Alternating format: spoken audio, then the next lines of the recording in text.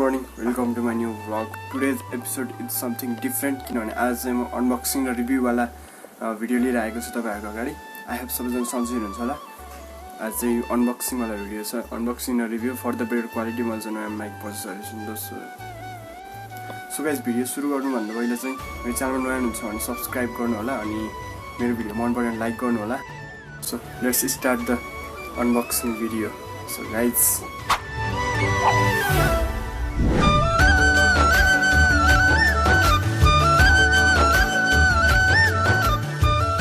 alright guys, so यो चाहिँ अब हाम्रो मैले पहिला युज गर्ने केबी इयरफोन भयो हैन अनि सरर देख्न सक्नुहुन्छ हैन त क्लियर आयो नि त हैन गाइस. सो यो चाहिँ सरर अब केबी इयरफोन भइहाल्यो. यसको पनि अनबक्स गरेर देखाउँछु अनि त्यसपछि चाहिँ हाम्रो चाहिँ अर्को छ बोयाको माइक है त. मेन चाहिँ आजको अनबक्सिङ. सो यसको फिचर्सहरु पनि देख्न सक्नुहुन्छ तपाईहरुले हैन सरर हैन. म चाहिँ अब पहिला चाहिँ यसको अनबक्सिङ गर्छु हैन. सो गाइस म चाहिँ अब इयरफोनको अनबक्सिङ गर्छु सरर हैन.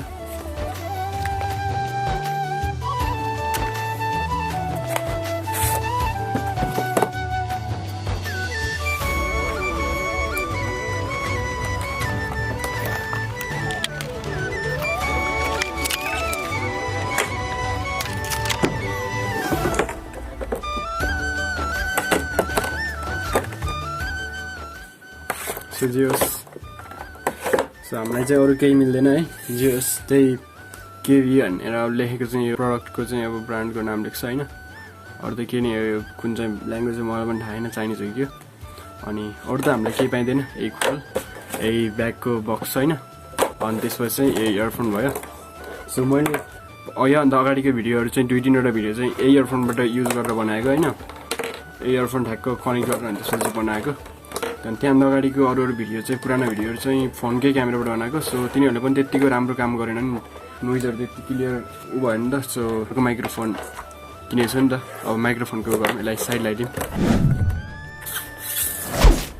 सके हामीसँग छ बोया BY-M1 as you can C बोया हैन त. अनि यता यता गयो हामीलाई छैन. सो अब अनबक्स भिडियो गरौँ. अब अनबक्सिङ गर्ने बित्तिकै चाहिँ पहिला ज्ञान गुणको कुराहरू पाइन्छ किताब होइन. अनि त्यसपछि चाहिँ किताबभित्र के छ त्यो आफै हेर्नु होला होइन. सर र के लेखेछ यो चाहिँ कसले कोसँग पढ्ने टाइम हुन्छ यो फालिदिने हो त होइन. यस्तो यस्तो यस्तो यस्तो भने हो. अनि गाइज त्यसपछि चाहिँ यो हामीलाई एउटा पाउच पाइन्छ. एउटा लेदरको भनौँ न, लेदर टाइपको. अब एउटा सानो पाउच हुन्छ माइक्रोफोन हाल्ने. अनि अरू त यहाँभित्र के छ र केही छैन, सबै खाली छ. अनि त्यसपछि चाहिँ अब यो भयो. यसलाई चाहिँ टक्क खतरा छ नि त होइन. यसलाई चाहिँ यसरी टक्क खोल्ने. अनि जे छ यहाँभित्र छ क्या सबभन्दा मेन चिज जेसको. अनि यहाँभित्र रहेको छ हाम्रो यो भयो सानो प्लास्टिकमा होइन. आई डोन्ट नो हेरौँ न होइन. हेरौँ न होइन गाइस अनबक्सिङ गर्दा गर्दै. सो हाम्रोमा चाहिँ अब एउटा ब्याट्री दिँदो रहेछ सेल होइन. या के LR44 भन्ने हो क्या यसको सेलको नाम चाहिँ. यो चाहिँ अब क्यामेराको लागि भयो. यो LR44 ब्याट्री 44 ब्याट्री चाहिँ. अनि क्यामेराहरूमा सुट गर्नको लागि चाहिँ माइक्रोफोन अन गर्नुपर्ने हुन्छ क्या. सो त्यही भएर यो पनि यसलाई पनि साइड लगाइदिउँ. अनि यो पाउचभित्र अब हेरौँ न त होइन अरू के छ. मेन चिज. सो जस यसको पनि यसको बिल्ड क्वालिटी पनि एकदम राम्रो छ होइन गाइज. यसलाई पनि साइड लगाइदिउँ. यो चाहिँ हाल्नको लागि युज हुन्छ. अब चाहिँ हाम्रो मेन यहाँ छ है त मेन कुरो. सो यसको मेन कुरो चाहिँ यही भयो. अब माइक भयो चाहिँ यो चाहिँ अब हाम्रो के भन्छ यसलाई चाहिँ के हो यस्तो. यो पुरै यहाँ चाहिँ ब्याट्री हाल्ने भयो होइन. ब्याट्री कसरी हाल्ने अन्त टक्क यो धागो यस्तो गर्ने होइन गाइज. अनि त्यसपछि यस्तो धागो हालेर यसमा चाहिँ ठ्याक्क कदम यसलाई चाहिँ यसरी प्लस टाइपको छ नि त हो. यसलाई चाहिँ यता फर्काएर हाल्ने हल्का प्रेस गरेर यता त्यसरी अनि अफ गर्ने अनि सो यो चाहिँ फुल मेटलको रहेछ अनि यो चाहिँ फर्म भयो यो पनि अनि यो क्लिप भयो ठ्याक्क सर्टको क्लिपमा हाल्नको लागि अनि यो चाहिँ यति लामो रहेछ कमसेकम कति फिटहरू त छ होला आफू मभन्दा त अग्लै छ यार अनि यो चाहिँ अब फोनमा हाल्ने भयो होइन फेरि अन्त अब डेमोको लागि देखाउँछु होइन मैले चाहिँ फोनले सुट गरिरहेको छु अहिले सो मसँग अर्को फोन छैन नि त म यो फोनमा देखाउँछु है त गाइस कसरी हाल्ने भन्दाखेरि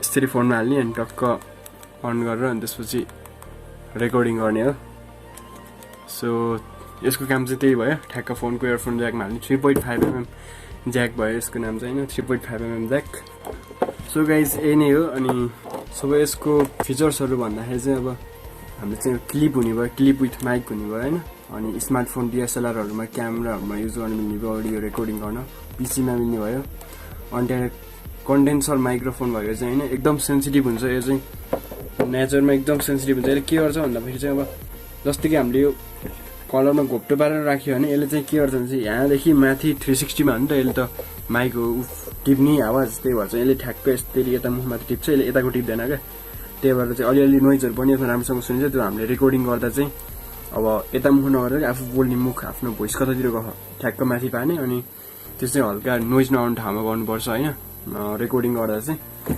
अनि अरू त के भन्ने हजुरहरूले नै पढ्नुहोस् होइन यसको फिचर्सहरू के छ ठ्याक्क मैले स्पेसिफिकेसन तपाईँहरूले आफै स्क्रिनसट गरेर पढ्नुहोस् न होइन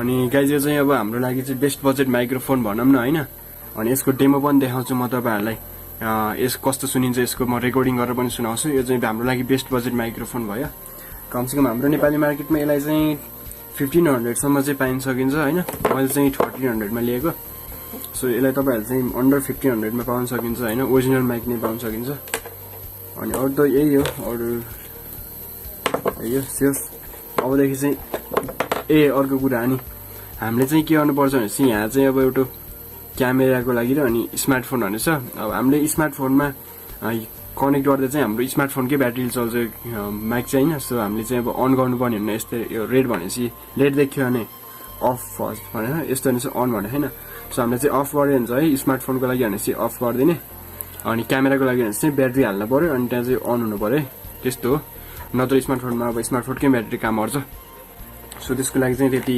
चिन्ता लिनु पर्दैन होइन गाइस अरू त अब त्यही नै हो सो आई होप तपाईँहरूलाई मेरो भिडियो मन पऱ्यो होला यसको डेमो पनि देखाउँछु म रेकर्डिङ गरेर सो वेट है एकछिन